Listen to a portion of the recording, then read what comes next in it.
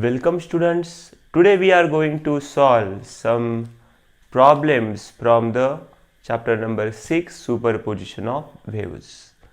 So last के जो कुछ लेक्चर हुए हैं हमारे उसमें हमने जो थेराटिकल्स जो क्वेश्चंस इंपॉर्टेंट क्वेश्चन है वो डिस्कस किए हैं.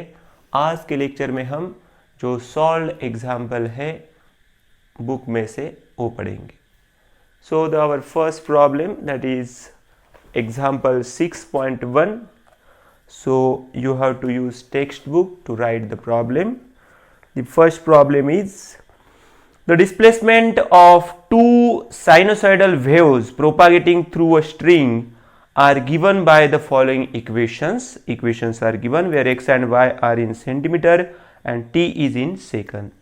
So first we have to find the phase difference between these two waves at points x is equal to 5 centimeter and t is equal to 2 seconds. See here, two waves are given. First is y1 is equal to 4 sin 20x minus 30t, and second is y2 is equal to 4 sin 25x minus 40t. So we have to find the phase difference when x is equal to 5 centimeter and t is equal to 2 second. See, x is given, that is 5 centimeter, and t is given, that is 2 second. Okay, 2 second. So now we can put the values here. Then we have, see here, 4 sin 20 into 5 minus 30 into 2.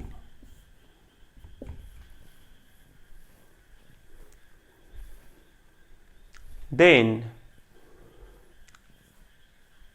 here you can write next step 4 sin this 20 into 5, that is 100, minus 30 into 2, that is 60, that is 4 sin 40. Okay, this is the first displacement equation which we are having the value 4 sin 40. यहाँ पे जो phi का value है वो क्या है, 40 है. अभी ये जो सेकंड इक्वेशन है उसके लिए हम देखेंगे 4 sin 25, x का वैल्यू यहाँ पे भी 5 पुट करेंगे, minus 40 into 2. So that will be 4 sin 25 into 5, 125 minus 80. तो ये हो जाएगा यहाँ पे 4 sin 45. Okay, 4 sin 45. इस एग्जाम्पल में ये y1 और y2 साइनोसाइडल वेव, साइन है यहाँ पे इसलिए साइनोसाइडल वेव. यहाँ पे हमें x का वैल्यू 5 सेंटीमीटर और t का वैल्यू 2 सेकंड पुट करना है. पर्टिकुलर दो डिस्प्लेसमेंट के इक्वेशन है हमारे पास. सिर्फ ये वैल्यू पुट करने के बाद फर्स्ट केस में हमें ये इक्वेशन मिला है 4 sin 40 और बाद में ये वैल्यू मिला है, that is 4 sin 45. So here we have to find the phase difference. जब हम फेज डिफरेंस के बारे में डिस्कस करते हैं तो आप देख सकते हैं जो फेज डिफरेंस यहाँ पे होगा. सी हियर 4 sin, ये जो एंगल है, ये जो एंगल है यहाँ पे ये 45 है और ये पे 40 है, तो यहाँ से हमें डिफरेंस निकालना है. So that will be 45 minus 40, that will be 5 radian. Okay, 5 radian. ये बहुत ही इजी था. यहाँ पे हमें जो एंगल मिला है उसमें जो डिफरेंस है उसे हम क्या कहते हैं, phase difference. So that will be 45 minus 40, 5 radian. Okay, अभी जो नेक्स्ट यहाँ पे हमें मेंशन किया है, यहाँ पे जो सेकंड ये ए, उसमें 6.1 में नंबर ए का कंडीशन, उसमें फेज रिफरेंस पूछा था। जो सेकंड पार्ट बी है उसमें पूछा है when these two waves interfere what are the maximum and minimum values of the intensity। Maximum and minimum values of intensity हमें यहां पे फाइंड करने हैं। सी मैक्सिमम, आई मैक्सिमम लिखेंगे हम, मैक्सिमम इंटेंसिटी, उसके लिए क्या फॉर्मूला है, A1 plus A2 square. Okay, जो एम्पलीट्यूड है उसे आप कैपिटल लिख सकते हैं, स्मॉल लिख सकते हैं, no problem. If you have to write a capital you can write it, A1 plus A2 whole square. तो यहां पे A1 क्या है, ये जो इक्वेशन है ये 4 और ये 4, ये A1 है और ये A2 है। A1 का वैल्यू 4 और A2 का वैल्यू भी 4 है।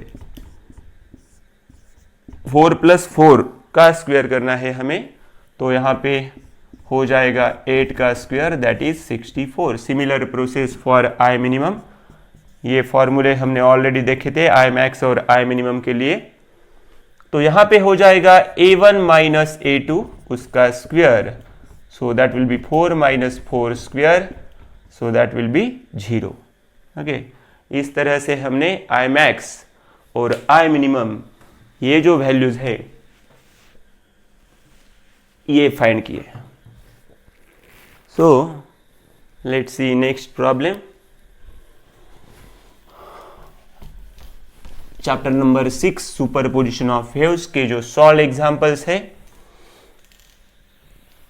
वो हम यहां पे आज डिस्कस करेंगे।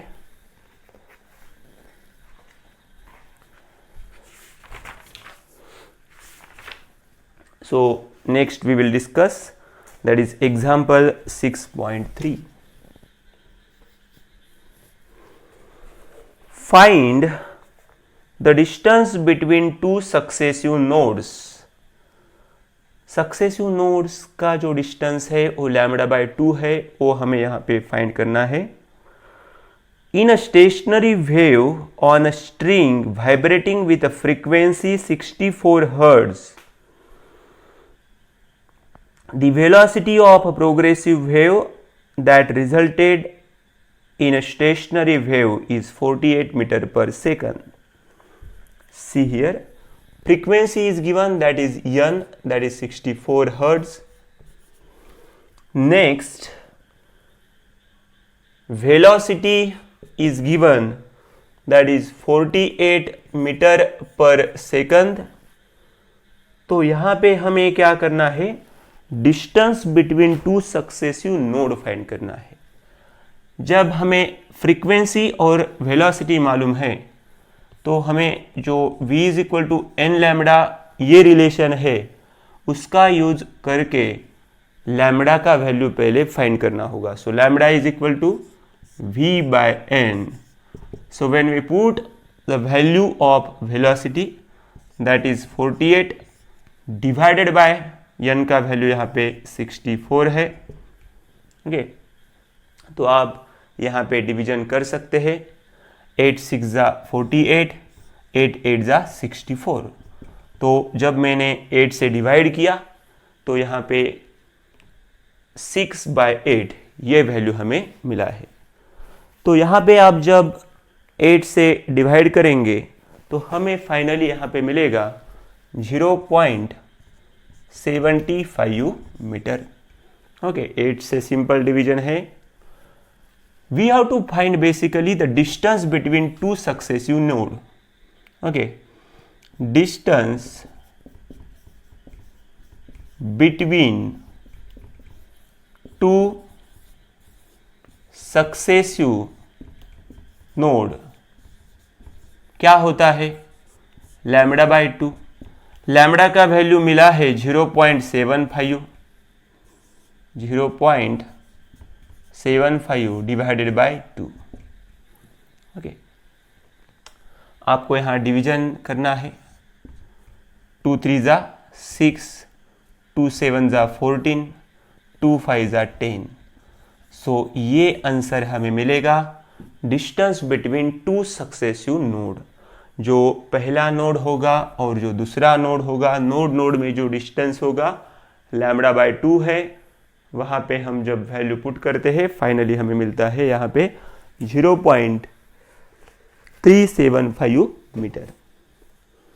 सो we will go further for next one.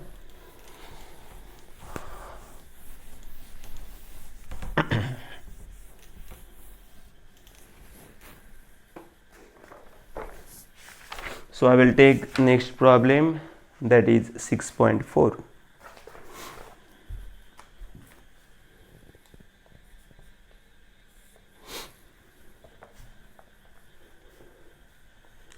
An air column is of length 17 centimeter long. Calculate the frequency of fifth overtone. पांचवा ओवरटोन के लिए हमें फ्रीक्वेंसी फाइंड करनी है. If the air column is number A closed at one end and open at both ends, velocity 340 meter per second. See, air column of length, जो length का value यहां पे मेंशन किया है वो है 17 सेंटीमीटर. तो मीटर में ये होगा 17 इंटू 10⁻⁻² मीटर. जो वेलोसिटी का वैल्यू है वो है 340 मीटर पर सेकंड. तो calculate the frequency of fifth overtone. Fifth overtone के लिए pipe closed at one end और pipe open at both end के लिए हमें फ्रीक्वेंसी फाइंड करना है. So first we will see fifth overtone हम किससे दिखाते हैं? N5 से दिखाते हैं ऑब्वियसली. तो पहला केस क्या होगा? For pipe closed at one and. तो इसके लिए जो फॉर्मूला है वो है NP is equal to 2P + 1 V/4L. तो ये फॉर्मूला कहां से आया, ये सबसे important. See, in case of pipe closed at one end हमने देखा था कि फर्स्ट हार्मोनिक के बाद थर्ड हार्मोनिक आता है, थर्ड के बाद फिफ्थ आता है. तो हमें यहां पे जो फाइंड करना है, यहां पे जो वैल्यू हमें फाइंड करना है फिफ्थ हार्मोनिक के लिए फाइंड करना है. So basically here you have to understand, whenever we are finding the value of NP, that is 2P + 1 V/4L, ये 2P + 1 हम क्यों यूज करते हैं? क्योंकि यहाँ पे ऑड हार्मोनिक्स आते हैं, इसलिए हम यहाँ पे 2P + 1 करते हैं. जो NP होगा वो क्या होगा? यहाँ पे P का वैल्यू यहाँ पे 5 होगा, क्योंकि फिफ्थ नंबर के लिए हमें पूछा है. तो बेसिकली ये जो प्रॉब्लम है ये ओवरटोन से रिलेटेड है. ओके, ओवरटोन से रिलेटेड है. तो यहां पे हम क्या करेंगे? 2 × 5 + 1, क्योंकि P का वैल्यू क्या है? 5 ये हमें दिया है. V का वैल्यू हम लिखेंगे 340. 4 × जो L है, L कितना है? 17 × 10⁻⁻². So 2 × 5 10 + 1 that is 11 into this 7 2 जा 34 and this will be 0. तो यहाँ पे हो जाएगा 20. ये 10⁻⁻² ऊपर जाने के बाद हो जाएगा +2 डिवाइडेड बाय 4. So 4 5 जा 20, 11 5 जा 55 और यहाँ पे 2 है तो इसलिए 2 0. तो ये हो जाएगा N5 का वैल्यू हो जाएगा 5500 hertz. Very easy problem.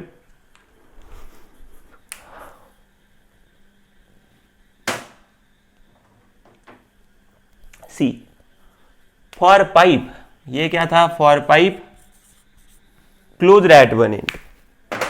Now we have to discuss for pipe open at both end. For pipe open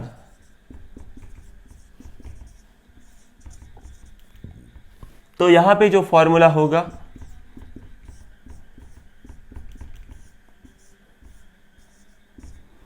P plus 1 into v by 2L, ये फॉर्मूला होगा. यहां पे 2P प्लस 1 क्यों लिया था? क्योंकि ऑड नंबर आते हैं, क्लोज पाइप ने हमें देखा था, लेकिन यहां पे P प्लस 1 लेना पड़ेगा. तो यहां पे N5, P का वैल्यू है 5 प्लस 1, V का value again you have to put 340, 2 into 17 into 10 to the power -2, ये है length. Okay, length that 5 plus 1 is 6 into 17 2 जा 34, this is 20 and divided by here 2. 17 से हमने डिवाइड किया तो यहाँ पे हमें 20 मिला है. 2 इंटू 10 टू द पावर क्या है? -2 है. ये -2 ऊपर जाने के बाद +2. 2 से जब हम डिवाइड करते हैं तो यहाँ पे हो जाएगा 6 into 10 into 10 to the power 2. Okay, तो ये हो जाएगा 6 into 10 that is 60 into 10 to the power 2 means आगे 2 जीरो आपको बढ़ाना है, hertz. Okay, this is our answer. N5 का ये हमें आंसर मिला है.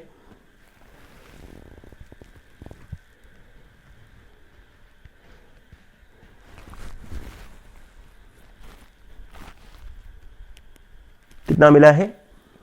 6000 हर्ट्ज. सो बहुत ही इजी और इंटरेस्टिंग प्रॉब्लम था ये.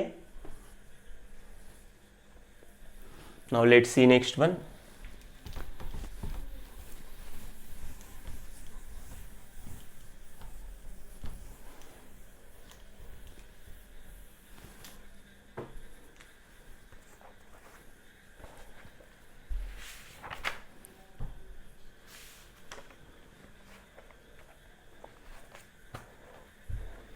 Six 6.6.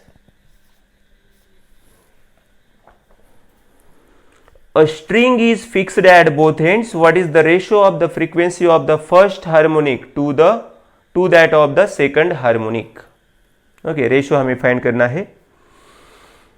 See, a string is fixed at both ends. What is the ratio of frequency of the first harmonic to that of the second harmonic? First harmonic हम n से दिखाते हैं और second harmonic जो है N1 से दिखाते हैं. स्ट्रिंग में हमने इस तरह से दिखाया है.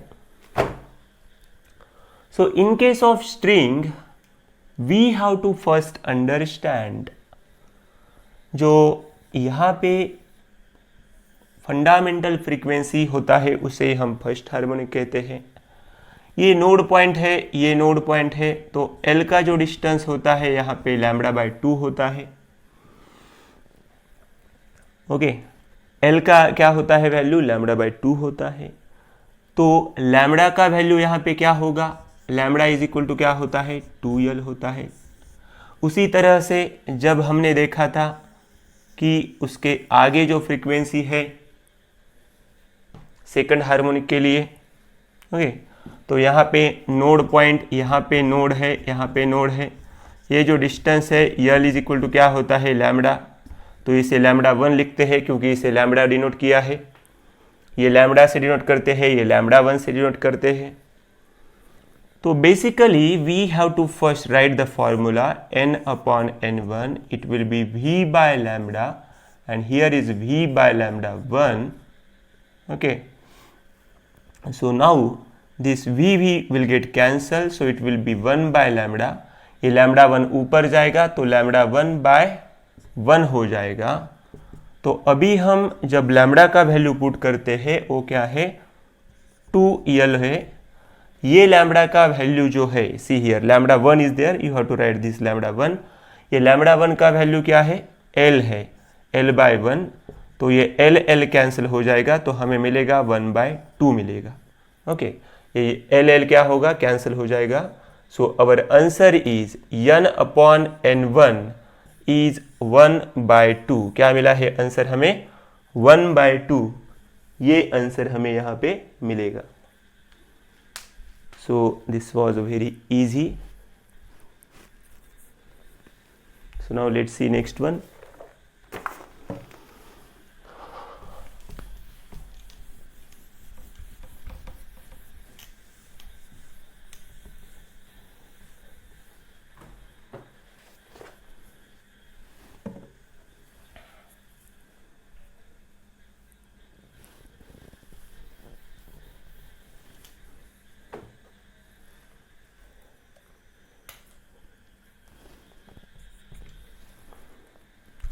Six point seven. The velocity of transverse wave on a string of length 0.5 meter is 225 metre per second. जो लेंथ का जो वैल्यू दिया है यहाँ पे 0.5 मीटर में दिया है. वेलोसिटी जो दिया है वो है 225 metre per second. What is the fundamental frequency of a standing wave on this string if both ends are kept fixed? तो यहाँ पे जो फंडामेंटल फ्रीक्वेंसी है वो हम फाइंड कर सकते हैं, क्योंकि n इज इक्वल टू हमें फॉर्मूला मालूम है. क्या है, 1/2l root T by M, ये फॉर्मूला था. लेकिन ये जो रूट टी बाई एम है वो क्या है, वेलोसिटी है. सो ये v/2l ही है फॉर्मूला. ओके, क्योंकि हमने देखा था वेलोसिटी का फॉर्मूला क्या है, रूट टी बाई एम है. तो ये जो वैल्यू है हम उसे v लिख सकते हैं, क्योंकि प्रॉब्लम में v दिया है. तो जब आप n फाइंड करेंगे तो v का वैल्यू डालेंगे यहाँ 225 divided by 2 into 0.5. Okay, half into 2 म्हणजे क्या होगा, यहाँ पे 1 हो जाएगा. तो यहाँ पे हो जाएगा 225 hertz. This is our answer, 225 hertz.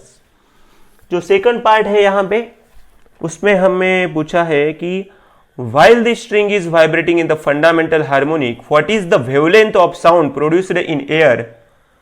wavelength lambda से दिखाएंगे हम. लैम्बडा का फॉर्मूला क्या है, v/n है. v तो हमें दिया है 225.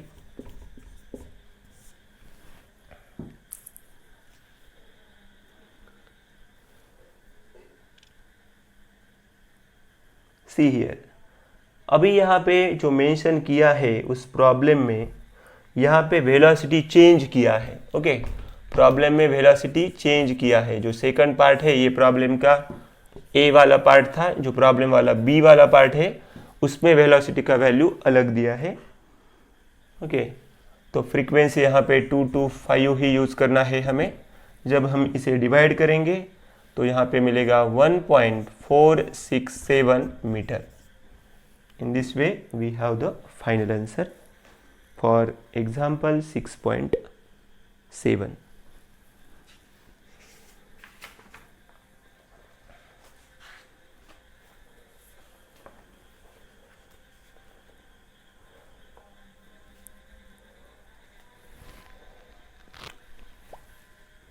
See, next problem is there, 6.8.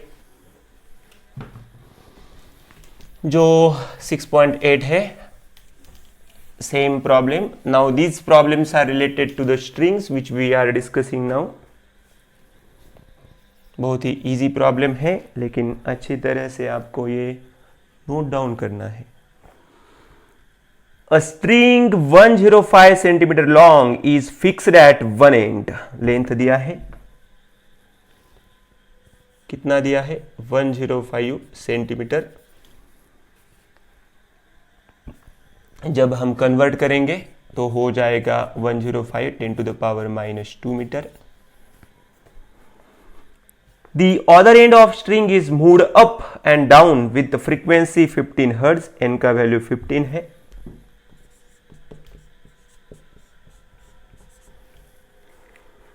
A stationary wave produced in the string consists of 3 loops. Calculate the speed of progressive waves which have produced the stationary wave in the string. See here, 3 loops form होते हैं ये हमें mention किया है।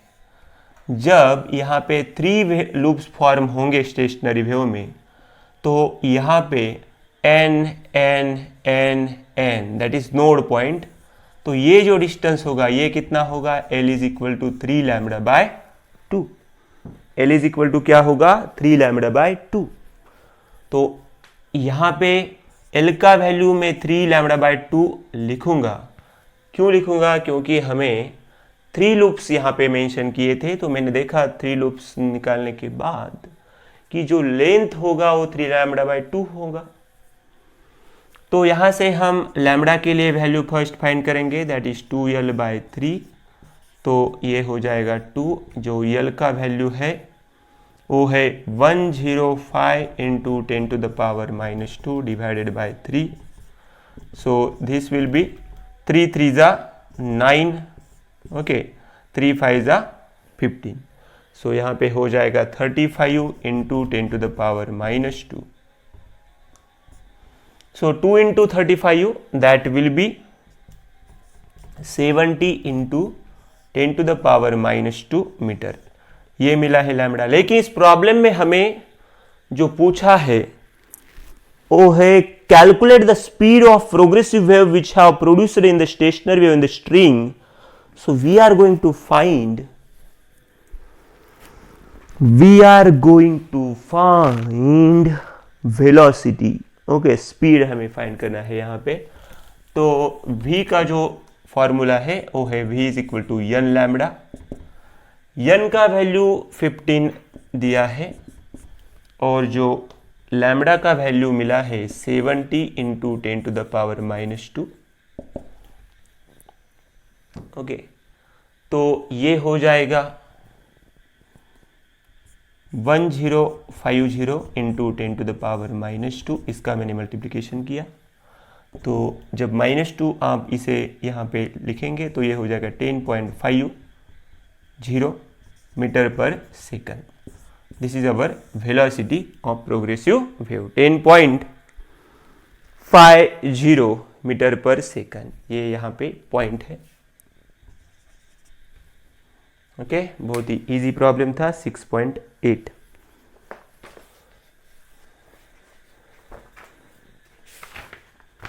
Now let's see the problem number 6.9.